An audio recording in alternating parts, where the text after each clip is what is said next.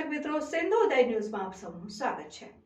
સમાચારમાં વાત કરીએ તો દાહોદના સરસ્વતી સર્કલ ખાતે રાષ્ટ્રીય સડક સુરક્ષા સપ્તાહની ઉજવણી કરવામાં આવી। આજરોજ તારીખ 17મી જાન્યુઆરી 2024 બુધવારના રોજ દાહોદના સરસ્વતી સર્કલ ખાતે નહેરુ યુવા કેન્દ્ર દાહોદ દ્વારા દાહોદ જિલ્લા ટ્રાફિક પોલીસના સહયોગથી રાષ્ટ્રીય સડક સુરક્ષા સપ્તાહની ઉજવણી કરવામાં આવી, જેમાં આવતા જતા વાહનોને રોકીને વાહન ચાલકોને ટ્રાફિક નિયમનું પાલન કરવા અપીલ કરી। સાથે જે વાહન ચાલકોએ ટ્રાફિક નિયમનું પાલન કરે છે, વાહન ચાલકોએ માય ભારતનો વેશ પહેરાવીને વાહન ચાલકનું સન્માન કરવામાં આવ્યું હતું અને જે વાહન ચાલક ટ્રાફિક નિયમોનું ઉલ્લંઘન કરે છે તેમને પણ ફૂલ આપીને માય ભારતનો વેશ પહેરાવીને ટ્રાફિક નિયમોનું પાલન કરવા અપીલ કરી હતી।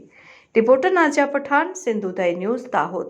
આજ રોજ તારીખ 17/1/2024ના રોજ દાહોદ નહેરુ યુવા કેન્દ્ર અને ટ્રાફિક પોલીસ દાહોદ જિલ્લામાં વોલેન્ટિયર્સના સમન્વયથી અમારે ટ્રાફિકમાં જે નિયમોનું ઉલ્લંઘન કરે છે એ લોકોને ફૂલ આપીને ટ્રાફિકના નિયમો પાલન કરવા માટે કહેવામાં આવે છે।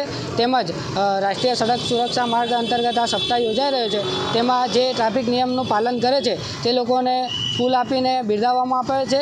જેમાં અમુક લોકો ટ્રાફિક નિયમમાં જે ચાલુ બાઇક પર કે ગાડી પર ફોન પર વાતો કરે છે તેમને ટ્રાફિક નિયમનું ઉલ્લંઘન કરી તેનો જે પણ દંડને એ થાય છે તેના વિશે માહિતગાર કરવામાં આવે છે।